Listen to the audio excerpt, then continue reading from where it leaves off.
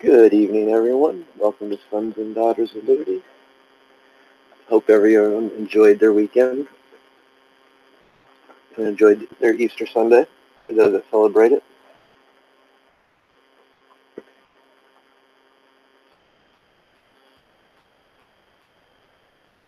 Welcome, Mr. Anderson.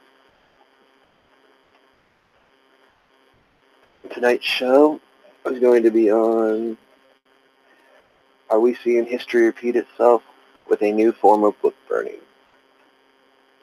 Last year, before I took my little break, it was one of the last videos I had done. I did a video about book burning and the defacing of our monuments, which was, as I pointed out in that video, it's another form of book burning. Now, as the days and months went by, and we get up to this point, we're starting to see it on a wider scale. You know, some things me and my friend was talking about, all these different forms of censorship, these different forms of fake news, different narratives. We had, I think it was last week when it actually happened, but Merriam's Webster's Encyclopedia or Dictionary, whatever, went in and changed the meaning of what?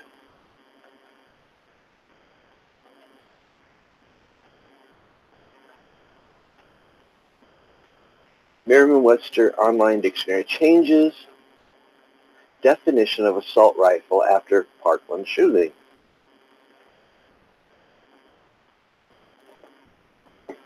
And I also think back, I heard that, and I think back to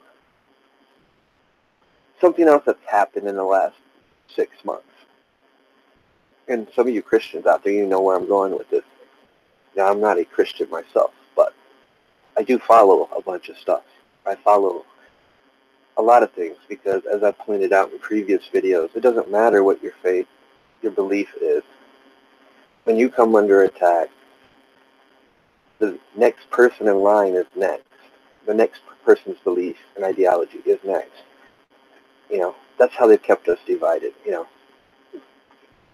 But the Bible, I was watching a few streamers, they were talking about it, how they've changed the definitions and meanings of it.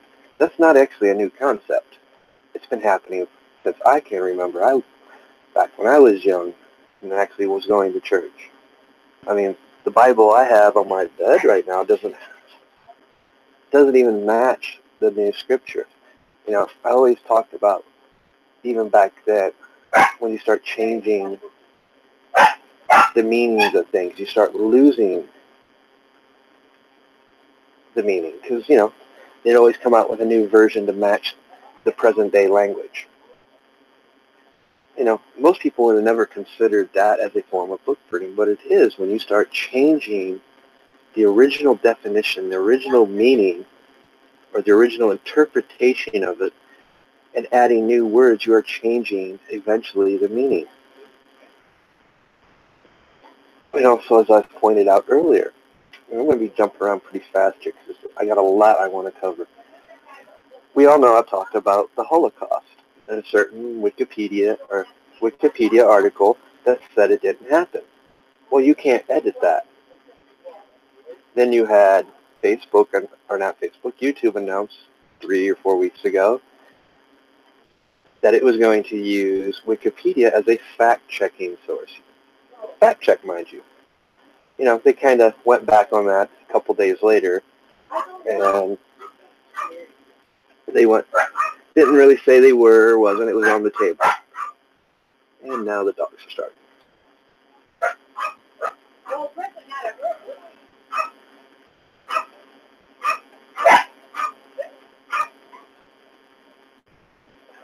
And, here's what people don't realize. In this day and age,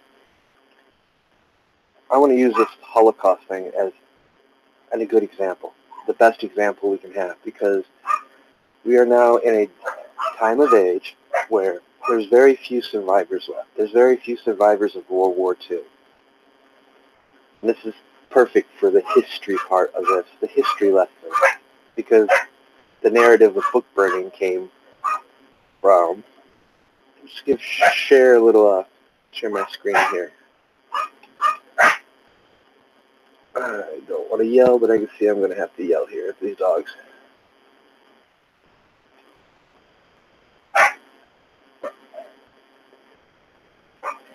Some people, the younger generation, might not recognize these images.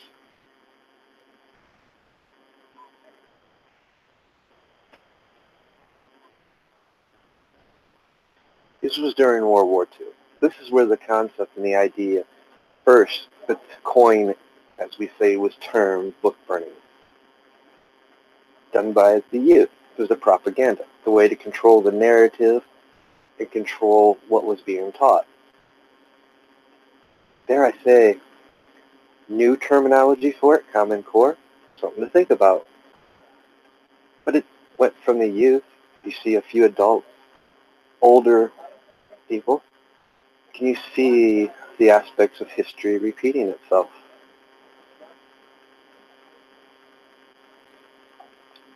This is a form of book burning. This is book burning. This is where it originated from, World War II. But we're coming up in that time of age where, good evening, Iron 5, where we are looking at those people that participated in that fought in the war, the Holocaust survivors. They are slowly passing away, becoming part of history. Then we come across articles on Wikipedia, which is still up to this day. You can't re-edit it. You can't argue with, tell them, well, it violates their policy. You know, because policy, you're supposed to be neutral and that's supposed to put, you know, both sides of the story. This is one-sided. It didn't. They basically said it didn't happen. So that gets taught to our college students who go to school. Here, do your report.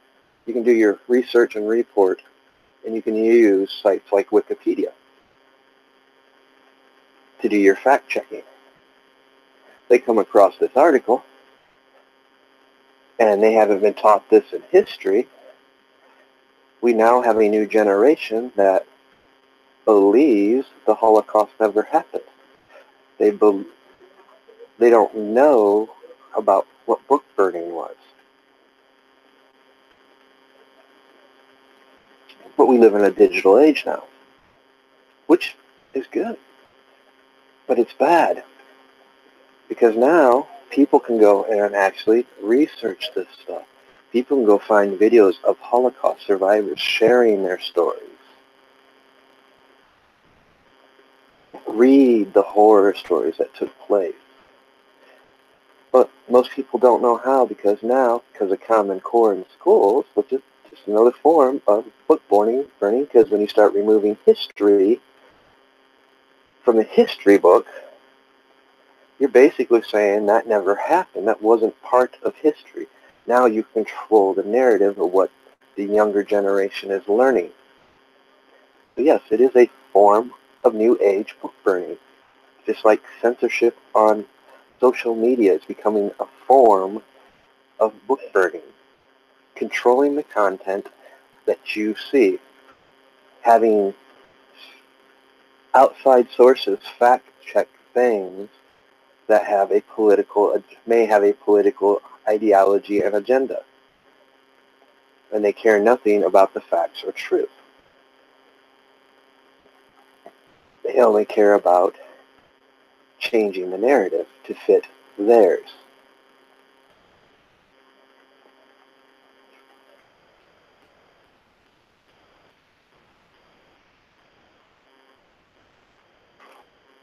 It's a dangerous game they're playing, because when you start removing those aspects of history, defacing our monuments, removing our monuments,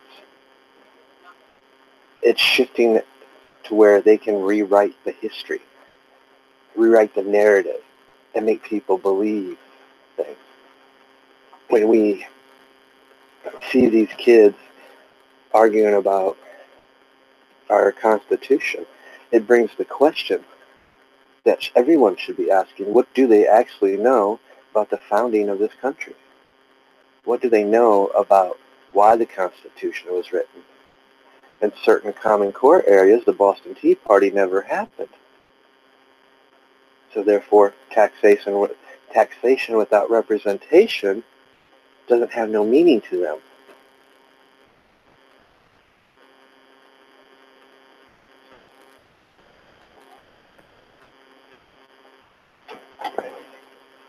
When you start taking the ugly parts of our history out of the school books or censoring it on the internet, trying to remove its digital footprint, you start controlling the information that is being shared with everyone. You're controlling what people can come up with on their own by reading and researching. Because now we, in a day of age where these younger generations that start coming up, they're going to be programmed by a new narrative. They're going to be programmed by such things that the Holocaust never happened, that our government never murdered Native Americans, because it's not part of our history, because it left a blemish on our history.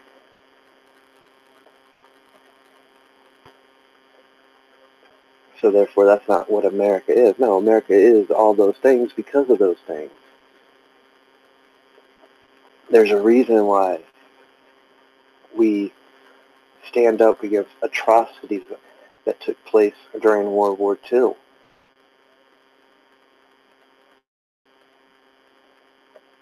To remove that part of history, we start risking a chance of repeating it. We start risking the chance that because our kids don't know, and I'm not really talking about so much these last few generations, but the up-and-coming generations. Because you got to remember, as they start coming up, as your kids start having kids, they're going to be coming up in a day and age where all the World War II survivors, Holocaust survivors, they won't be no more.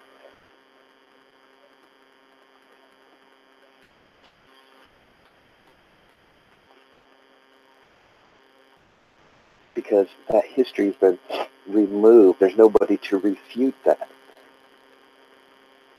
There's no witness. There's an older saying than book burning. His story is what history is. The story that is written by the conqueror. Those that conquered the nation write the history in their version. The unwritten history is the one that is passed down word of mouth from family to family, instilling that, making sure that the next generation never forgets what happened, never forgets their history. There is more than one form of history. What we need now is people that's not going to stand idly by if they try a new digital age book burning, removing this content, controlling the content, or doing something much like this.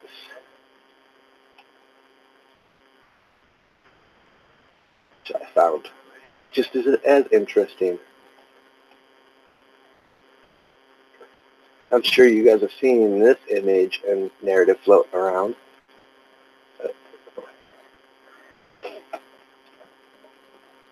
This little article that's floating around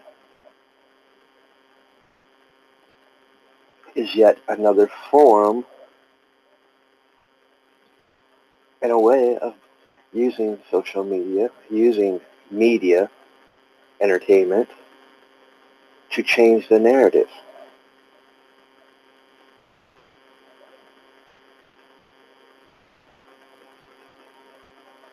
Which does happen. That's how they're controlling it, because you don't have points in history to go back to. But that's not in our history book. I mean, you guys seen the images, you know what was there. And the fact is, Was there some? Yes, but there was also other religions, practices, and beliefs that followed the same ideology, just not one group.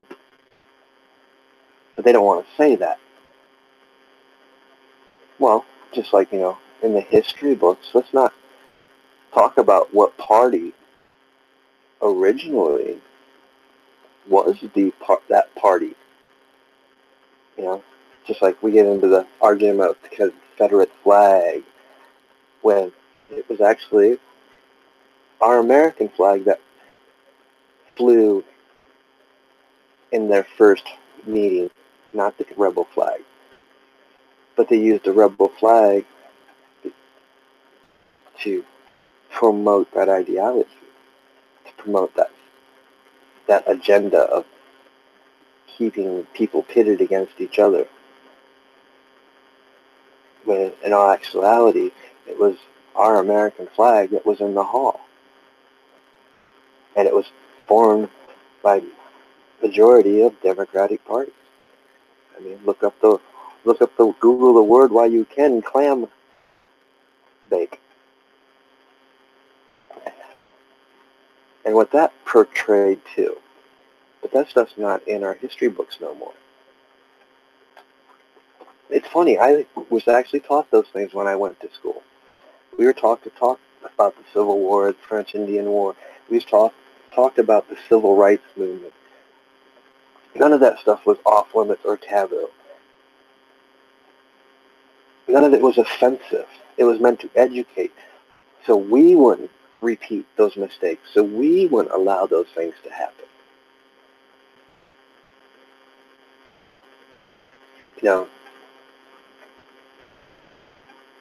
It's gotten to the point where you got to be careful of anything and everything you say, because somehow it might offend somebody. Or you might be charged for saying a word, or having a dog do a stupid prank that was funny. And it wasn't, but it was. But guys face some jail time for it because it was a joke. You can't joke about those things anymore, I guess, in certain countries. Let me ask you guys something. How long before that starts happening here? How long before our country caves in to another country and allows them to extradite us for doing the same thing, making a joke of something or saying something because we have the right to freely express ourselves?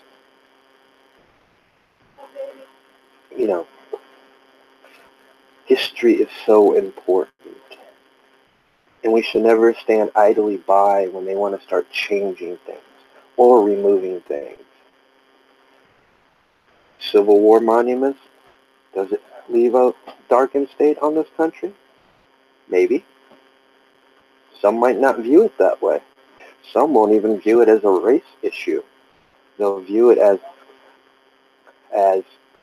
an economic issue where states didn't agree with the changes in policies that were about to take place. We can look at this in today's age. We have how many states that are sanctuary cities? That goes against the Constitution. That goes against federal law by their policies that they introduct. In a sense, we do have that type of thing brewing again. Just like last year I did a 3-hour one where they were talking about introducing the Cates Law in sanctuary cities. You had the Democrats all say legal citizen or legal immigrant. They would never use the proper and right word illegal citizen, or not even citizen because they're not a citizen. Illegal immigrant, they would not use it, or alien. But the way they were spinning it, they were right. Because when you take away the word illegal, then there's nothing illegal that has been committed, so therefore they have rights. That's how they were spinning the narrative. We all know that's the wrong narrative. That's not even common sense dictates otherwise. But the young generations out there who haven't been taught properly of our Constitution, taught properly the history, like there's another image which I didn't collect, and it was stand in line like you know, our forefathers had to, because you didn't come into this country right away. You had to stand in line. Then it was much like a prison cell that you were held in for almost 30 days to make sure you weren't carrying any diseases. If you were given citizenship or allowed to enter this country, there's always been a process to enter this country legally. To do anything else, you've entered this country illegally. But when you hear these politicians push their agenda and not use the proper terms, they're rewriting a narrative to a new generation.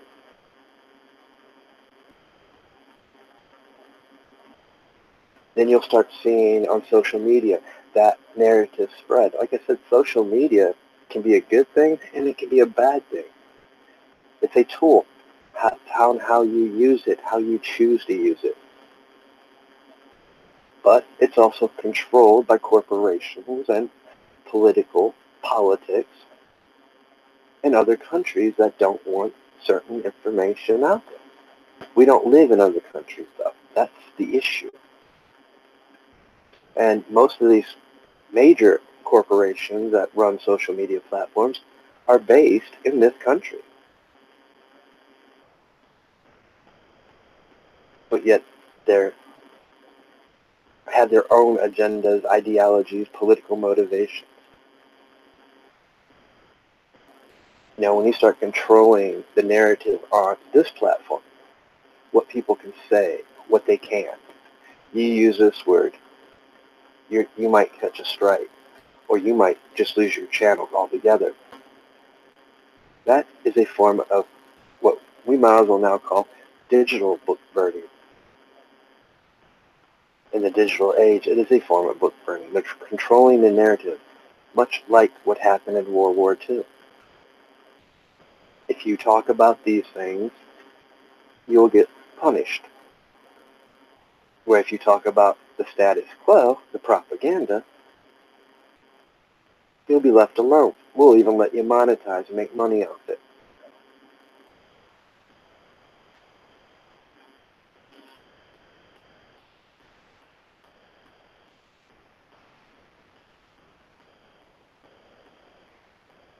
Because in this day and age, most people are in front of their computers, their tablets, their phones. They're not reading a paperback book. They're not grabbing an old encyclopedia and seeing what the definitions were back then, what the meanings of things were.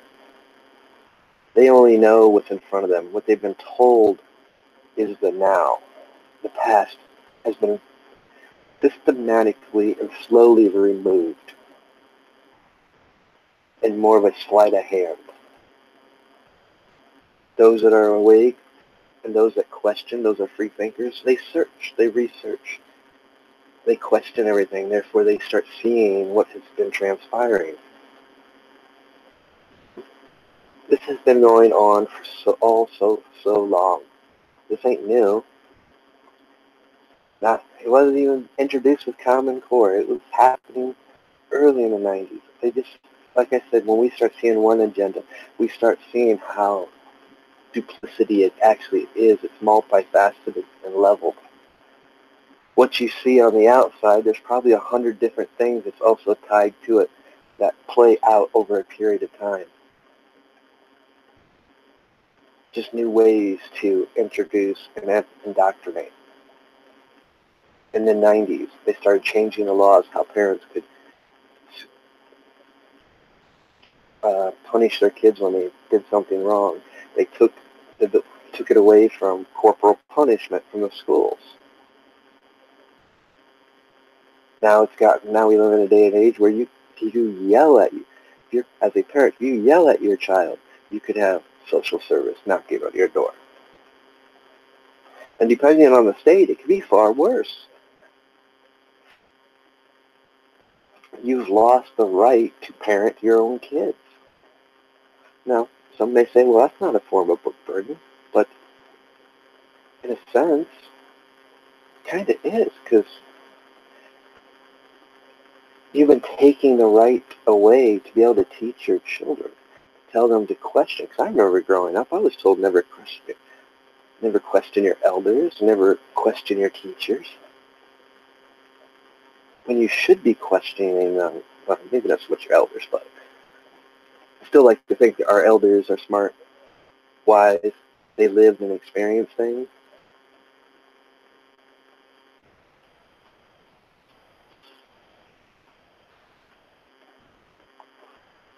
That's kind of why we've seen this big movement with the youth this time around, which we didn't have in previous occasions. Because they weren't previous occasions, they were still being taught fundamental history. Not all of it, but fundamental history. The Common Core aspect hadn't fully taken place.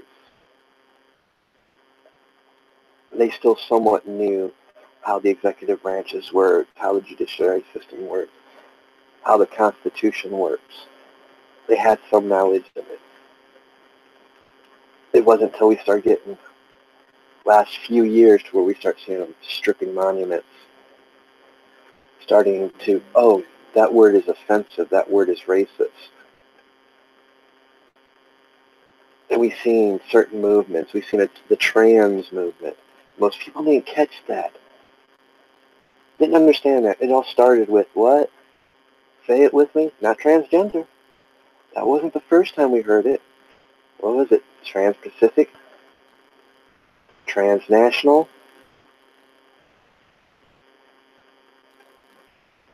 It all started being used in other ways before the new thing unfolded, transgender. First, it had nothing. The only thing it had to do with was economics and treaties. But the word was thrown in your face. You heard it every day on mainstream media, on your TVs. You've seen articles written on it. And before you knew it, you become so dull to the word, or numb to the word, that transgender came about. Now, look at it. And there's nothing wrong. I have no personal problem with it until you start demanding that, well, we need universal bathrooms. Then I got a problem with it. But the way media is controlled, how many people know about all these sex rings, human trafficking, pedophile rings that are being, on a daily basis, large number of people being arrested, sting operations going down. So now, there's too many pervs in this world for us to allow that to happen. There's a reason why we have a men's and a women's bathroom. Now, some people don't have a problem with it. And most of the people that don't have a problem with it is the younger generation. Because they don't understand that, just like when it comes to science. We have one group of scientists that will say this, and yet another group of scientists that will say the opposite. We never have all scientists agreeing on the same thing. Because they need that opposition. They need to drive a narrative, an agenda. I remember what I learned in science. When I was in school in science, it was all about the ozone and aerosols. Come to find out, aerosols never even affected it. But hey, it's now global warming. Hey, according to Wikipedia, global warming is real. And, like all great lies, they have a little bit of truth in it. There is global warming. There's a natural cycle. We have core samples from ice and various other core samples that show that the Earth goes through a cycle. And therefore, they are right. That is global warming. It is natural process. And it is true. We do impact on a minute scale, even at the height of when we were pumping coal, steam. There is points in our history where we didn't even, the imprint that we were doing was not even comparable to the core samples. But for every scientific fact on that, you'll find a group of scientists that will refute it.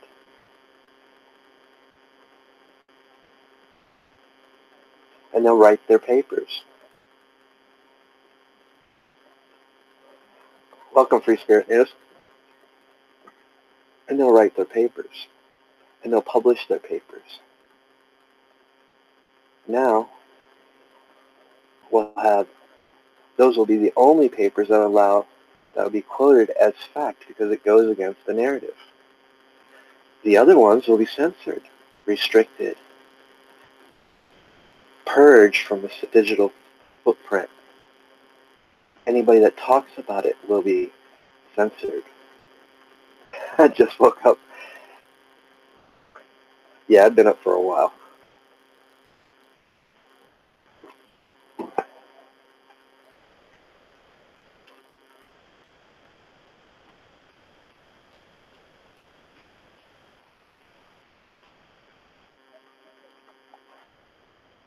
At some point, we got to step back and realize exactly how dangerous this has become.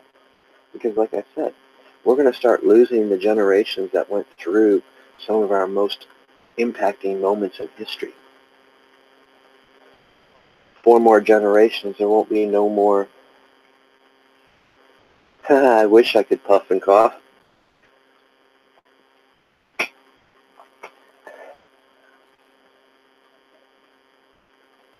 I actually haven't had a cigarette in almost a week.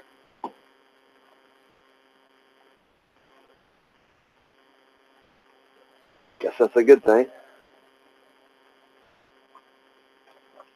You know, according to some doctors and health statistics, smoking's bad for your health. But hey, George Burns smoked a cigar and drank a cup of wine every day and lived to be 100. Native Americans smoked tobacco their whole life. But wait, there is some truth there because what they smoked was natural.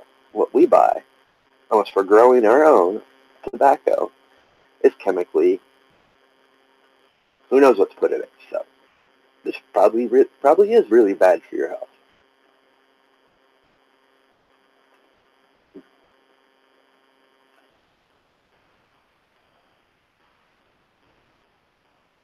No, it's called I'm broke.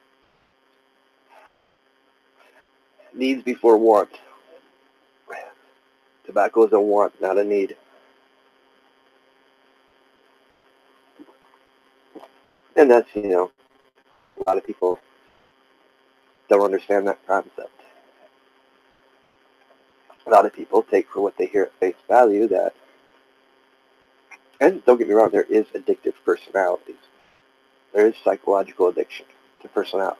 Some people do, they can't. Certain things they'll become addicted to. And when you realize that most of it's mental, even a lot of your addictions is all mental, except for the ones that are chemically induced to be an addiction. I mean, doctor told me 3 days. 3 days and no more withdrawals.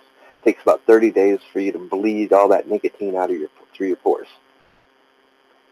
Less if you're actually active, working, and doing things and sweat a lot. It's not the first time I've quit.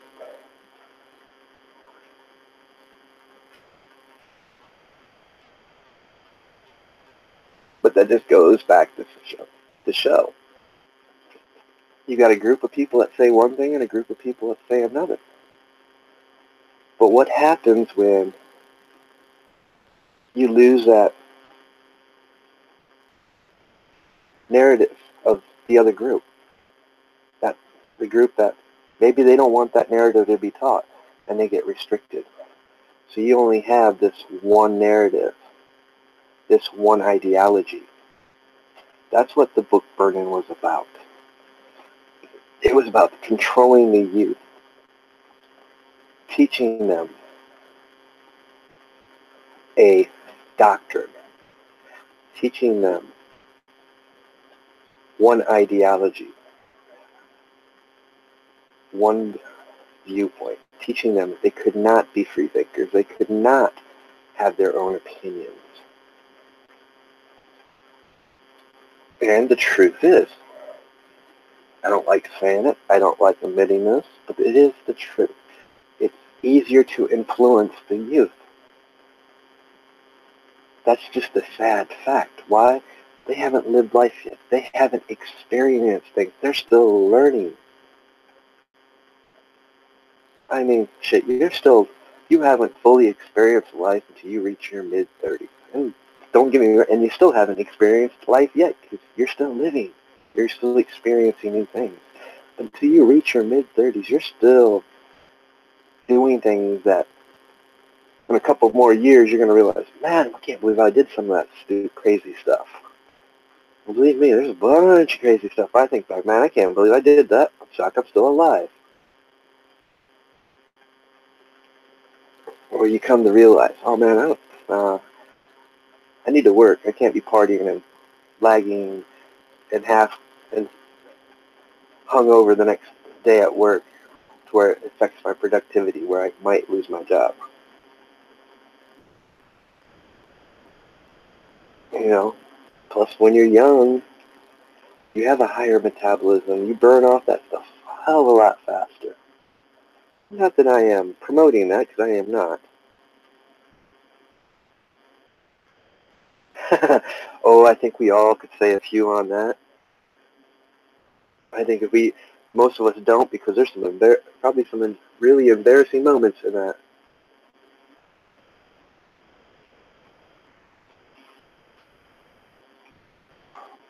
But we also, as we grow in the experience, we also come to realize that some of the things we may have learned wasn't right. It was wrong.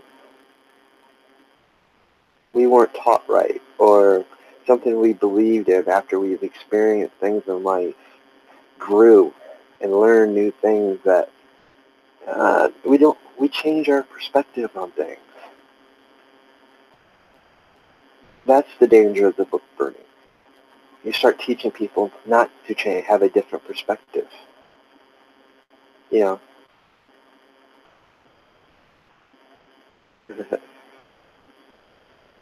you start changing the meaning of things. You know, like kind of had a little nostalgia over the last couple, 3 weeks. Actually blame it on one certain person, like I chatted with, made me reminisce about what it was like in our time when we grew up. You know, we didn't have all this in front of our face. You know, we actually socialized with real people. We did things together with our friends and met new people face to face. We got to experience things. Yeah? We don't have that now. So people aren't learning from each other. They're taking for what they're taught and what they see in front of them, what they read. Information is a wonderful thing, but it's also a dangerous thing at that when it starts becoming controlled.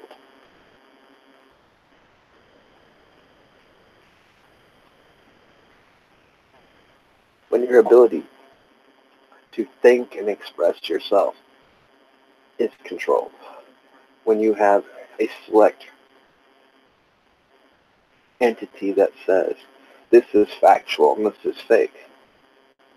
How can you tell me this is factual when I've experienced it? Where I've sat down with Holocaust survivors and heard their stories, seen the tattoos on their numbers on their arm, how can you tell me some of the horror stories I've heard my grandfather tell me and his brothers tell me that took place during World War II, and the countless other vets I've talked to? That stuff happened, but yet this entity dictates that it didn't because this is the article. This is fact. When in fact that is a lie. When in fact you are repeating history. You're doing exactly what took place during World War II.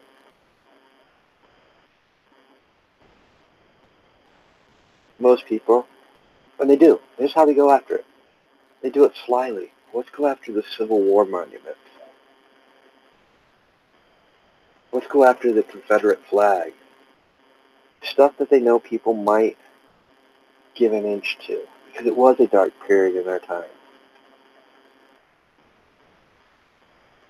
Let's not do documentaries on Indian reservations or how the Indians were persecuted, oppressed, treated like non-citizens, treated like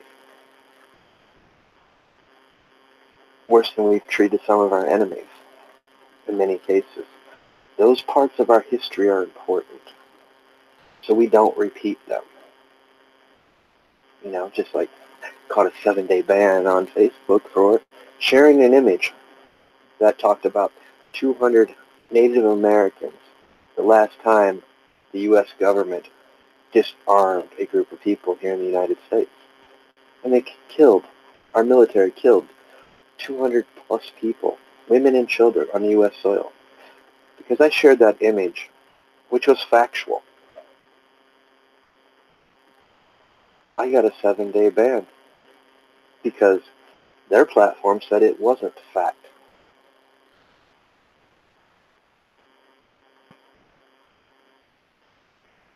By that narrative, they're showing the younger generation that that didn't happen.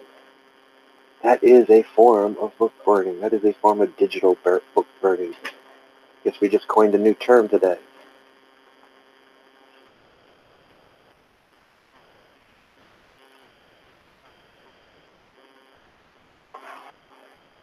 When you Wounded Knee, 1897. Yep. When you start purging people's accounts because of things they tweet or things they type,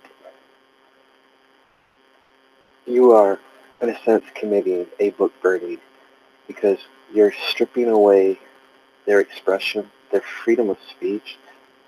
You're taking away their idea, what they think and believe.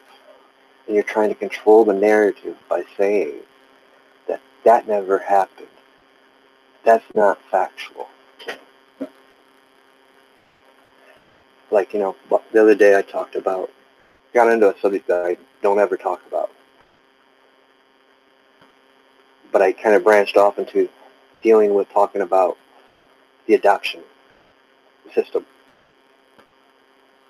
How many people actually talk to people that's been in the adoption program that end up going from house to house, abusive houses? The horror stories that some of those people have told is scary. It's even scary to think that that actually happens here in the United States. It's scary to know how bad the system is broke.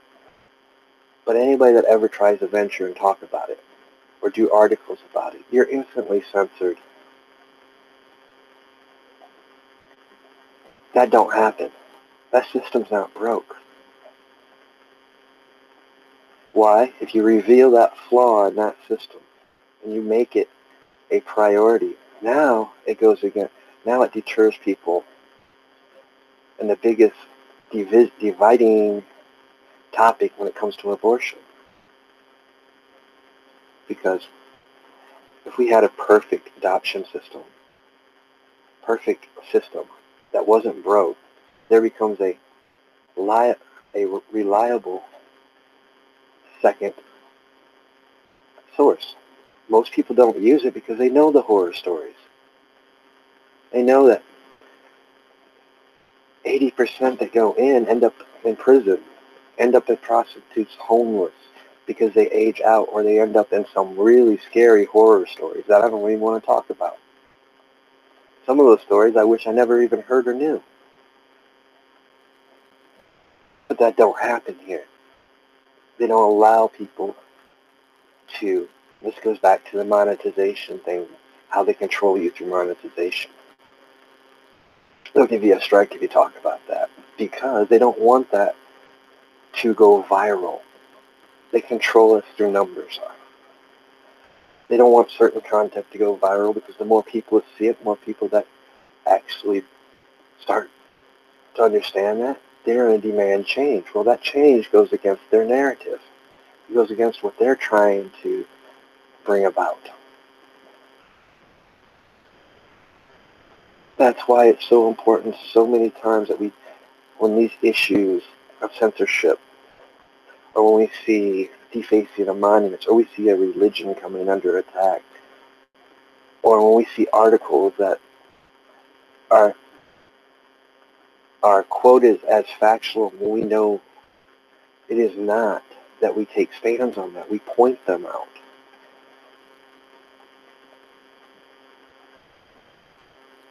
Because if not, and some of this, we could easily start right in our school systems by demanding our school systems to remove Common Core. By demanding that our school systems teach actual history, not parts of it. Because if they were teaching the whole history, we wouldn't see what we've seen in the last month or so. They wouldn't be able to so easily sway and use our children for political gains. We'd see them actually doing a more neutral reporting style. They would actually be showing the kids that actually protested last week that were pro-gun. Instead, that only got shared on social media. Maybe, if you're lucky, your local news. But today we've seen articles and posts about a certain network. Because you got to think of these news medias and networks much like you think of your food chains, as franchises. Well, this particular network franchise scripted a narrative and made everyone that is part of that franchise network to say the same thing, which happened to be, some of them were local news. So it was one narrative. When you seen that, it was like, wow, that is a controlled narrative in the worst form. That is essentially what started from book burning. And that's kind of the danger we're setting in. We're setting in a time of age where that generation is no longer living. There's only a handful that's left. I think there's only 4 people alive that were survivors from what happened in Hawaii during Pearl Harbor on some of the ships. I'm sure there might be more than 4, but I think the 4 was particularly to one ship. But they're in their 80s and 90s, is what I'm saying. Look at the Vietnam vets. They're in their 60s and 70s. How long before we start seeing the narrative of that change?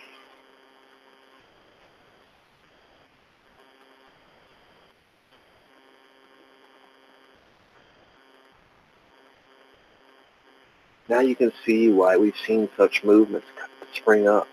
Because they don't know their history. Because the history they've been taught has stuff been removed or had definitions changed.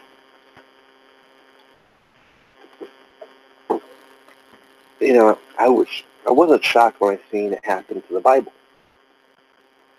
It wasn't shocking to me because I was talking about that when I was like 9, 10, 11 years old. I'm 40.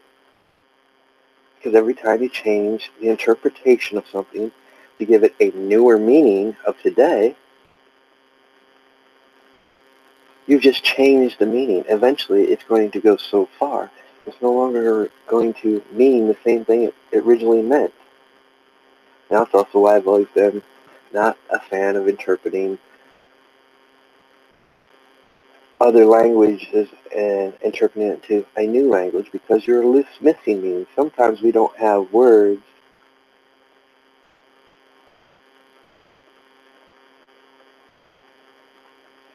meaning, Mr. Anderson. Oh, I think you're talking to free spirit.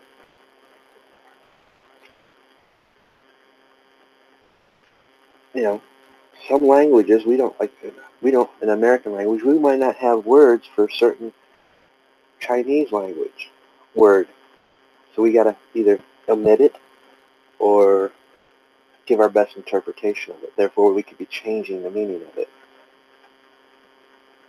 And this is not me knocking anything. It's just pointing out a simple fact of how when you change the meaning of it, you also change the interpretation. When you start creating new words, which, we have tons. We live in a digital age where we abbreviate things. OMG, MAGA. And don't get me started on that, because most people think, oh, it's just abbreviation. Oh no, there's more meaning behind that. And there's a lot of power behind that when you create certain labels as symbols, and those that know about it know how to use that. Because let's look at it. If I were to sit here, I heard the president say something that I didn't agree with, that I know was wrong, that was against our Constitution, which he did when he talked about due process. I better not go and talk about it on Twitter to the people that follow me, because they follow that label so strictly, make America great again. They don't catch it when he does something that is wrong. They don't hold him accountable when they should, because this president, whether you like him or not, he's done something that no other president in our history has ever done. He's given you an open line to him. You can go to his Twitter page and tweet him. And let him know what you think. Such a beautiful idea and concept. And you wonder why they want to restrict things. They want to call things fake news. They want to create entities to fact check things. Because the internet is so powerful. You have the ability to, okay, our Congress is so corrupt, they don't listen to us. They're not about we the people. We'll just go right straight to the man. They don't like that. They don't like the fact that any one of you that's listening to this or will listen to this could use these social media platforms and become an elected official, whether it be in the state level or federal level. If you have a good enough voice and you can reach people that you normally can't reach, that makes you a threat. So on some of those platforms and grounds you stand on, what are they going to do? Okay, we're going to create this entity to fact check, so therefore everything you say, we're going to point to this entity that is our legit fact checker, and they're going to say what you said is wrong. They're going to quote sources that they deem is factual, when in actuality we all know it's not. But the problem is that we know it's not. But this younger generation that's been coming up, that's been Common Core fed, that hasn't been taught all their history, they don't know that.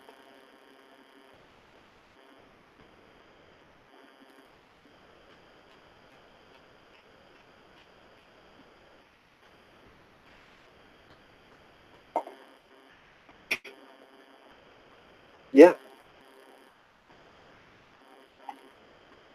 Oh, I know, because, growing up, that's what I always hung around with older people, and I always loved hanging around with vets. hearing their stories. So a lot of the people I grew up with, as vets-wise, was from the Vietnam era. And occasionally, when I was with my grandfather and his brothers, when I'd go with them to the Legion Hall and stuff, I'd get to meet the World War II vets, the World War I vets. They were still around then. And I got to hear the stories. I got to hear what they had to say.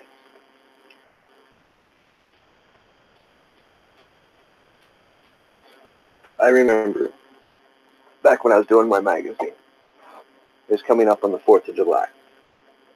So I wanted to do an article by just going out, asking 100 different people, just out in public. When I went to the local Walmart or wherever I happened to be, a restaurant, and to start asking, the vets and stuff that I knew were vets. You can tell usually. Went to Legion Halls, talked to them, what they thought about. Oh yeah,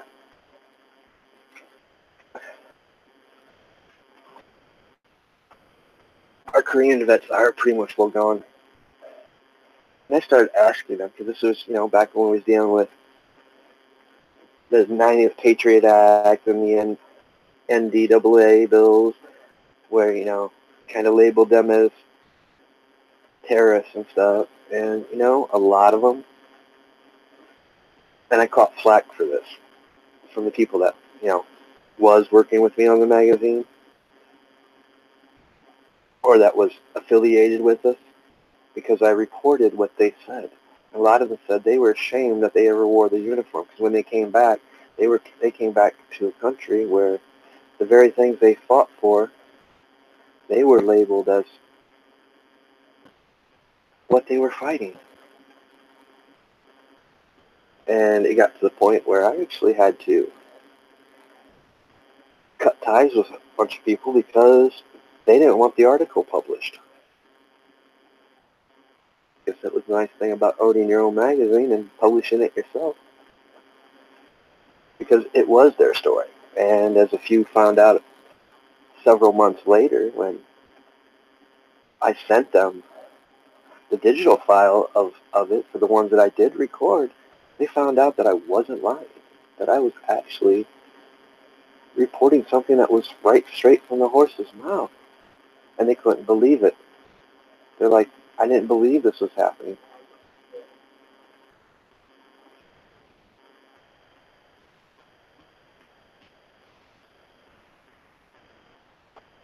What is history going to say about what happened during the first Iraq War?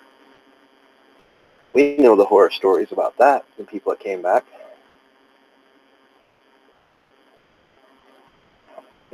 What's history going to say about that 10 years from now, 20 years from now?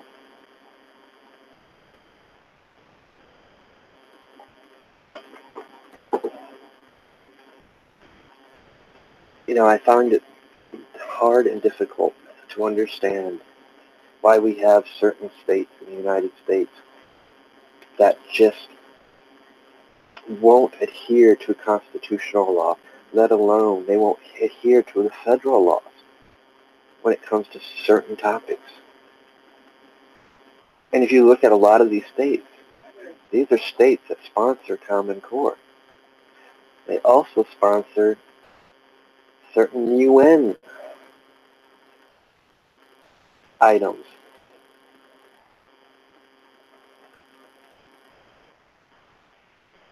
They don't follow the American way of life. They don't respect it. We're going to call ourselves a sanctuary city. Well, you might as well just call yourself a separate state, because you're trying to secede from the Union, in a sense. And that's why we've heard the CW word used so much in the last year or so. Threatened, because in a sense we do have history repeat itself on many levels. Why is that? Why can't people see that? Well, us older ones do, to a certain point, but at the same time, You know, I can look at my parents. They believe what they see on the TV. Because when we grew up, that's what we had. We didn't have the internet. You know, we believed what we were told. Up until certain events came about where people woke up. I mean, I can remember several. And that was before I was 21. That was actually before 9/11 happened.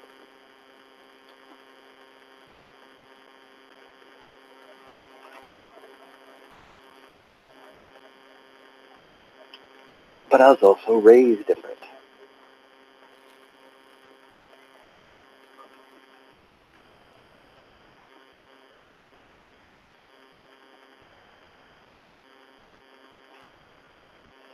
You know, just like we talk about, we can talk about certain things. You know, why did Bernie Sanders was able to gather all this following in such a young crowd? Well, let's look what that young crowd has been being taught. We've had a few presidents basically fix it so, you know, hey, it's okay if you live in your parents' house till you're 26. You know, your parents can keep you insured till you're 26. You start telling them, so they're not used to things. They're used to the digital imprints, the information that's fed there. They're used to what they're being taught in schools. You know, but yet what they're being taught in schools, I can see it. I can see where the socialist aspect is appealing. Because, well, none of them has ever lived in a socialist country. And everybody that knows anything about history and socialism, it always leads to communism because it fails. Yeah, but no, that's old history. Well, I'll give you a little bit of recent history. What's happened in Brazil, Venezuela. Yes, Brazil was a socialist country. And for a while, the system worked. But it didn't. It was broken in so many ways. But they controlled the narrative. They controlled the media. They controlled the information that was put out there. They didn't tell you what was happening for real in the public schools. They didn't tell you that only the rich kids got education because they went to a private school, which just happened to be a preschool or the Catholic nun school. Those are the ones that became something. And if you didn't have the money to put them there, they went to a public school where they didn't know how to read when they graduated. They didn't even know how to do basic math when they graduated. Yes, real fact. I know I lived there for a while. I know my grandmother was a teacher that fought against how the public schools taught the system.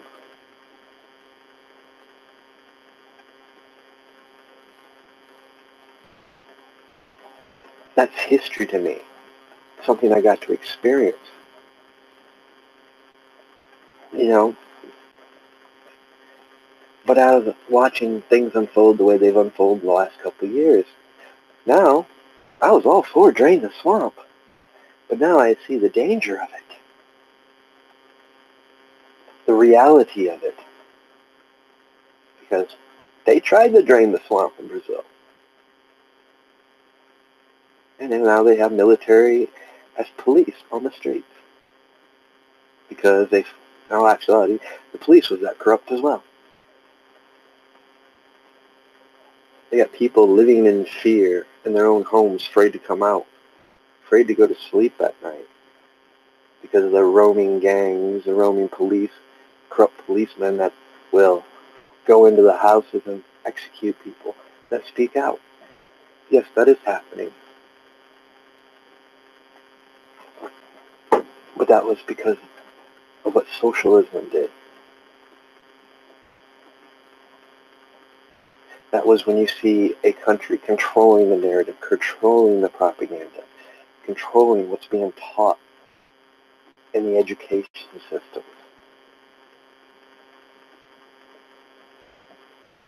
Removing anything that had to do with history, the way it functioned before socialism came about.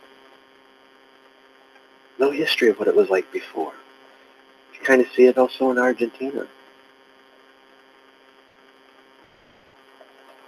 I remember when we were taught world history, we were taught these things. We were taught what really happened in World War II, Vietnam. There was no, oh, this is too sensitive for kids. I remember my junior high year. The first semester was all about learning our history, the founding of this country, how it was founded, the French Indian War, the Revolutionary War, everything that led up to the Constitution, the Bill of Rights, including civil rights. That was all covered in a whole semester. The next semester was learning about the state and federal level, the branches, how they work, how one answered to the other, how the Supreme Court worked. And you had to know that to be able to go to high school. So you had 2 years, junior high, that was the base curriculum of history. The second year you started getting into world history.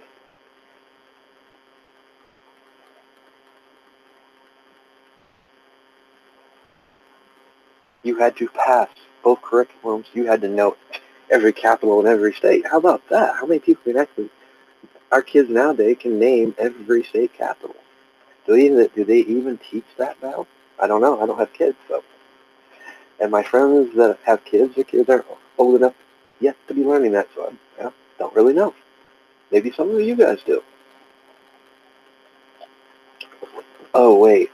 How many of you actually have the time to ask your kids what are they learning? How many of you actually have the time to go to a parent-teacher conference and learn what they're doing or attend a school board meeting?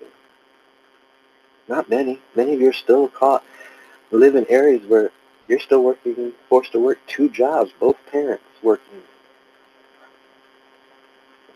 See, I'm never going to get in this blame game of blaming the parents.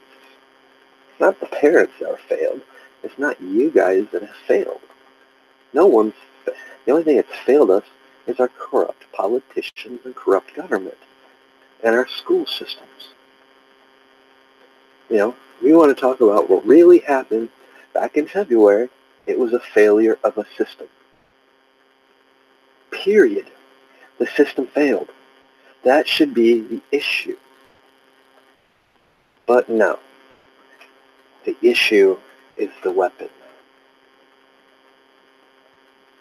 The issue is not the person who should have never walked into that school in the first place if the system did its job and did it right the first time.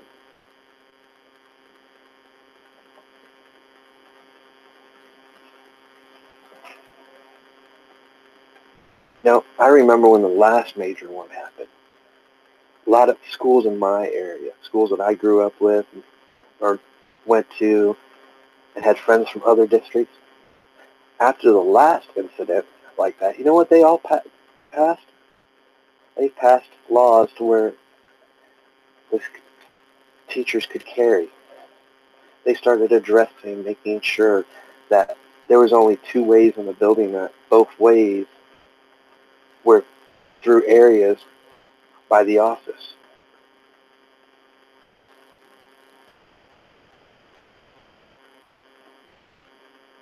They made changes in hopes that an event like that would never happen in their area.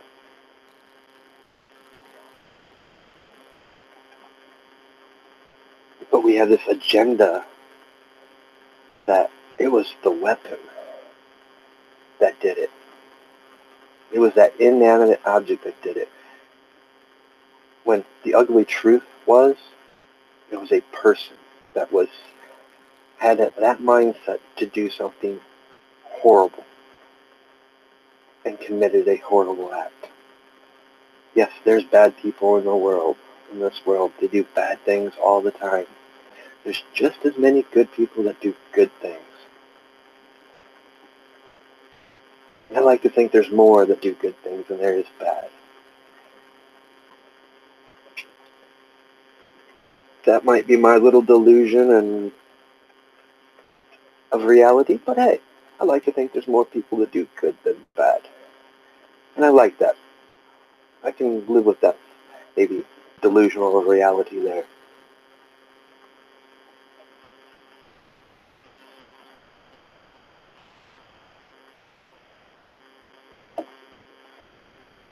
But what I can't live with is watching this stuff play out the way they play out.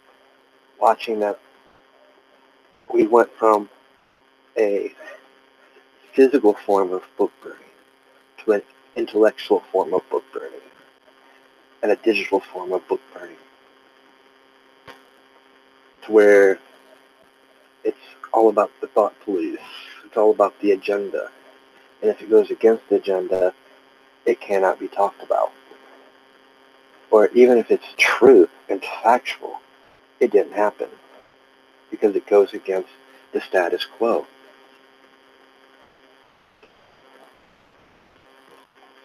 You know, let's seal the documents. That is actually a form of book burning. The previous administration, come to find out, was quite notorious for it. So, in their status quo, if this doesn't happen here, well, it didn't. Because everything that did happen was sealed. Last year, a bunch of those cases came across, and this was some local news actually published it, for where this happened during the previous administration. They were just sealed, and they fought to get the stuff unsealed. They brought attention to it, and to the point where there was a couple that were actually indicted and sent to some prison for being homeland terrorists, for plotting. But it happened during administrations that said that don't happen here, and they forced them to seal it, so it never got public attention to keep the status quo. It's just another form of controlling the narrative. It's another form of book burning, whether it's removing the monuments, censoring, or changing the name and meanings of things in dictionaries and encyclopedias, creating entities that are supposedly fact checkers, but are one-sided and only fact check according to the narrative.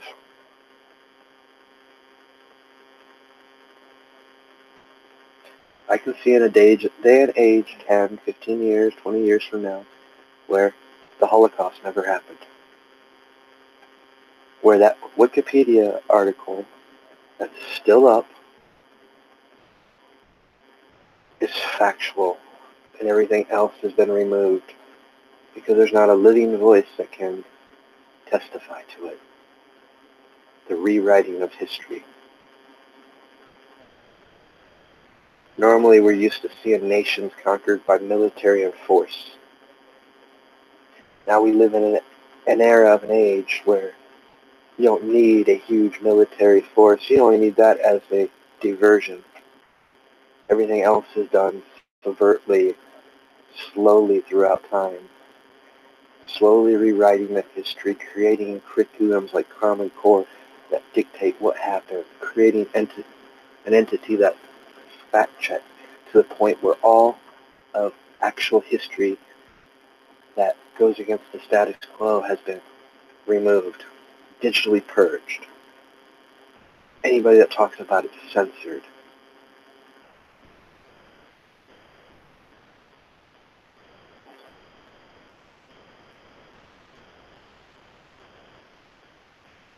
It's unfolding right now before your eye. All you got to do is watch, look, observe, pay attention. Start questioning, why is these things happening?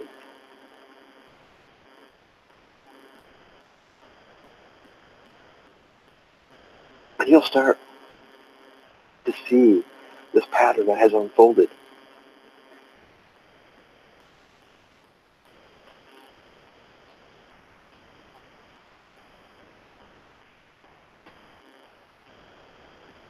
Before, we would never, ever see a politician, a congressman, blatantly go against the Constitution.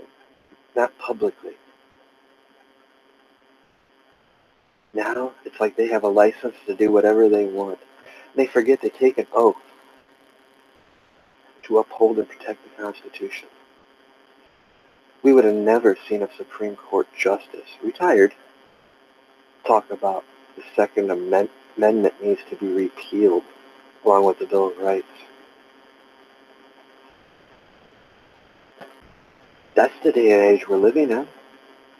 And you'll have people listen to that Supreme Court justice, and listen to these certain congressmen, and they'll believe and hold every word they're saying because they don't know why the Constitution was written the way it was. They don't know their history. Why? Because some fact-checking entity on the internet said it didn't happen. Or because they see people that talk about it and they see that they get banned, purged, suspended, community strike. They get censored. So, oh, that must be fake news. There was a very dangerous point when they started throwing that term around.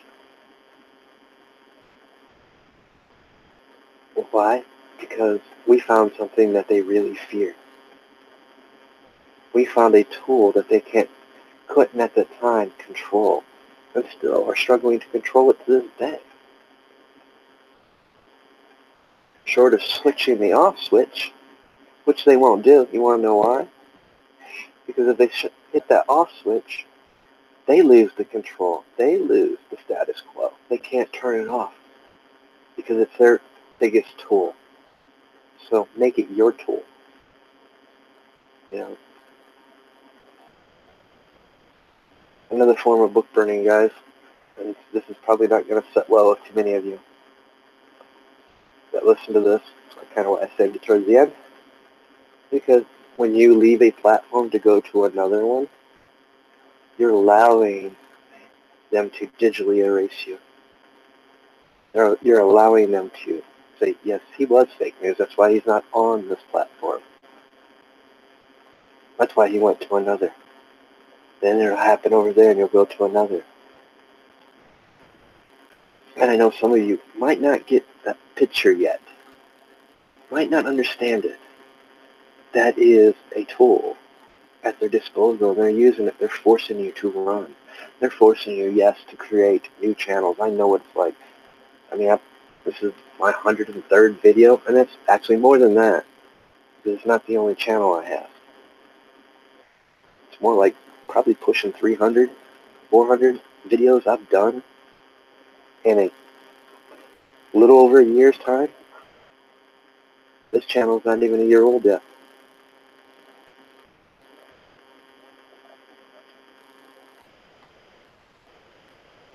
You know, I've learned things. I've learned the power of not having large numbers.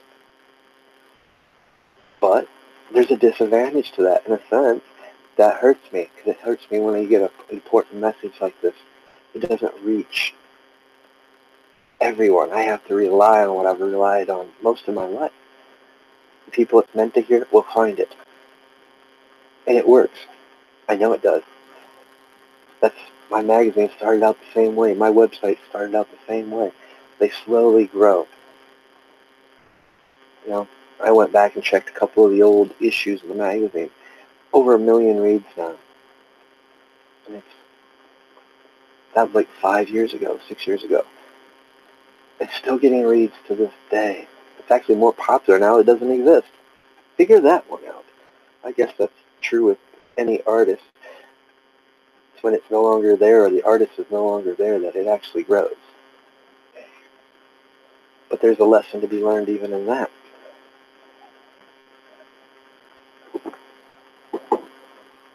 Because it becomes a living expression of the person. A living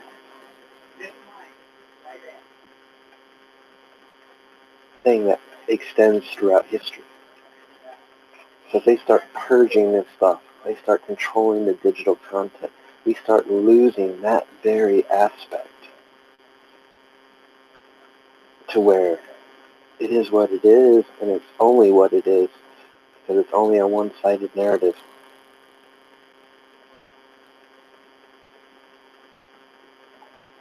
You know, I don't have the answers to how to go about fighting this, talking about this, other than talking about it.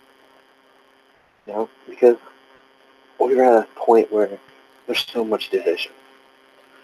You got people that, you know, they're programmed to go off statistics, go off numbers.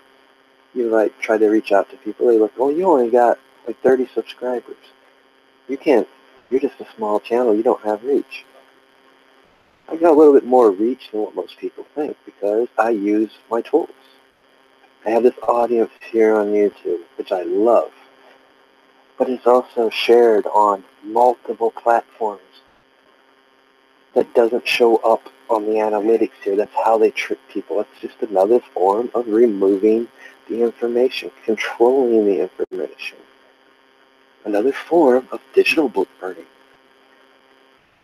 to discourage you unless you go out and experience this and post things. I can sit here and show you.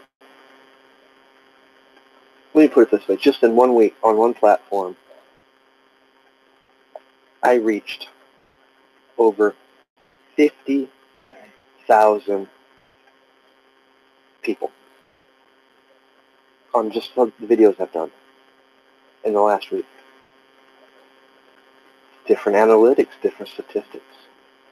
Another platform, a lot of my videos, 2,000, 1,000, 500 or more views. You learn to use the platforms as your tools. But I haven't left this platform. This is the base of the platform. This is where I do everything from. Why? Because I have to live within needs and wants.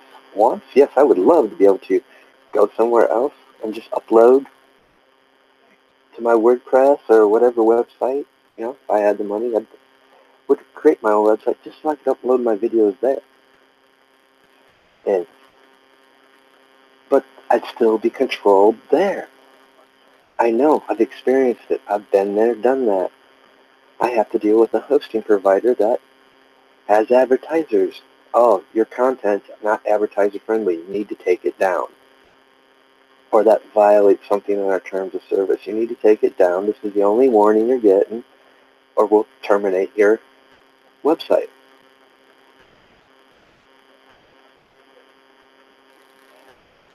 What is a website? What is the internet? It is intellectual. We're sharing intellectual property. We're showing information. We're sharing history. We're creating our own history. And when we do that, sometimes we're going against the status quo. Sometimes we're going against a political agenda and a political narrative. Therefore, they can't have that. So therefore, they're going to resort to book burning, whether it be digital form or whatever title you want to give it for the modern day and age. It's still the same principle, still the same tactic. And all these stuff, if you look back through history that you can find, you'll find these very same tactics. We just change the name, change the meaning. But in the end, it's still the same. It's still taking away your freedoms, oppressing the free thinker, calling a person a free thinker a heretic. What do we do with heretics?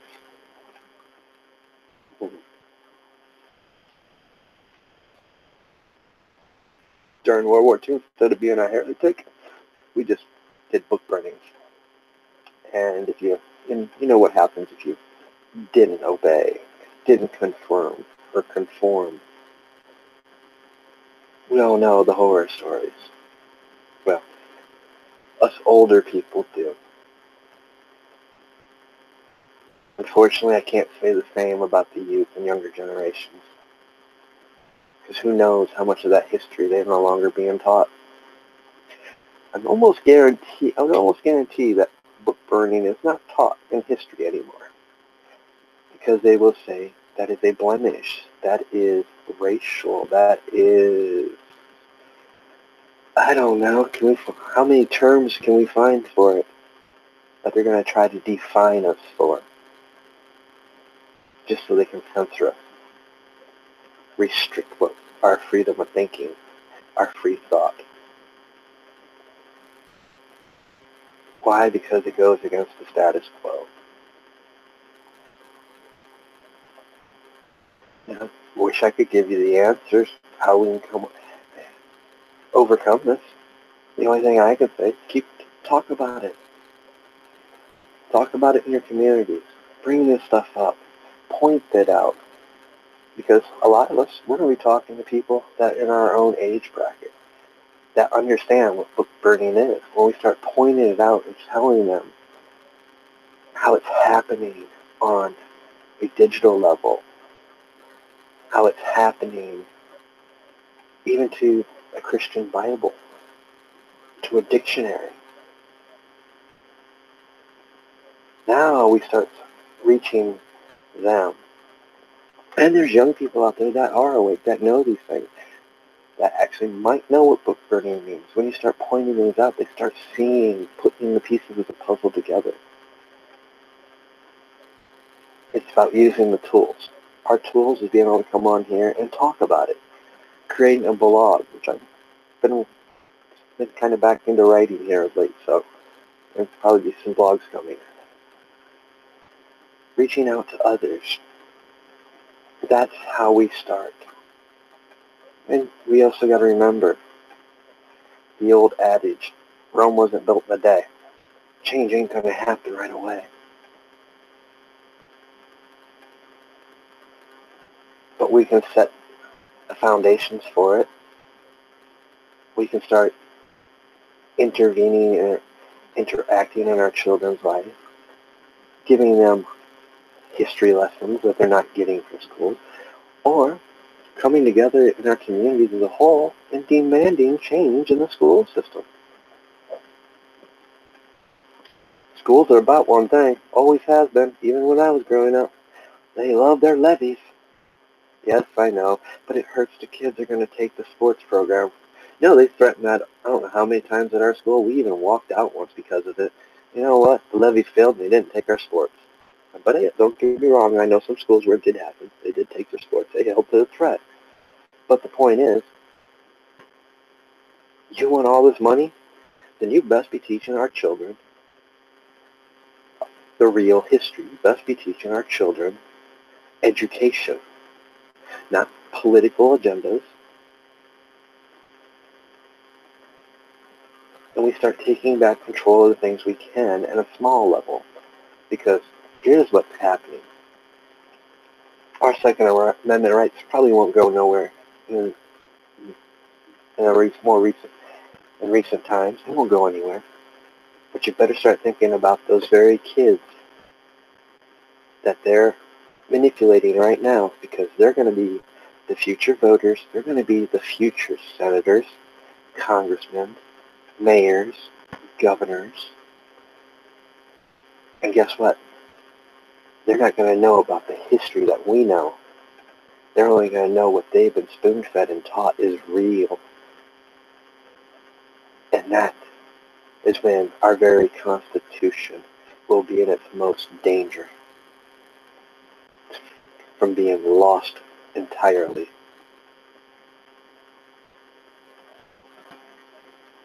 And that is something that we all should be thinking about. That is the danger of removing monuments, burning books, controlling narratives, controlling the media, or handing them a script and tell them, here, you got to say this. And every news agency that was a part of that franchise all said it. We are in for a rude awakening if we don't intercede here soon. Because that's what history has shown us happens. It starts there, then it's a downward spiral.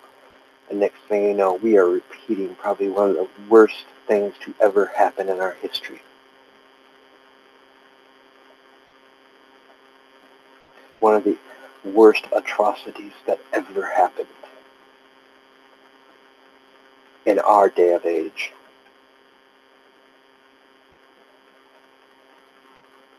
Because it started the same way.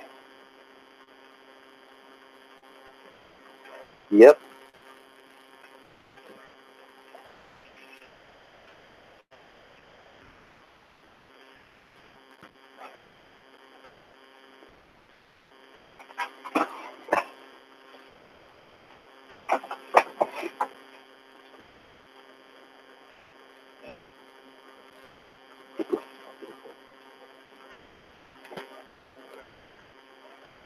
But I do hope you guys enjoyed. Didn't mean to make this a 2-hour video, but apparently I did. It's just so much, and trust me guys, I could keep going on and on about this, but eventually I'm just going to be repeating myself on certain issues. In the end, it's up to you guys to do something about it. It's up to you guys to start talking amongst yourselves about it. You know, like I said, previous couple past videos, they found a way to literally divide us when, truthfully, we're all fighting for the same thing, and that's freedom. You know, we can roll up our Constitution, Bill of Rights, and every issue that we've been talking about into one word: freedom. Our very freedoms. And that is something everybody should be able to jump on board on, because that's the issue at hand. Hope you guys enjoy the rest of your week. I'm sure I'll be doing another video or two before the week's over. Can't guarantee it'll be scheduled because it's just not me. But I hope you guys enjoyed. You guys all have a good night, and I'll see you in the next one.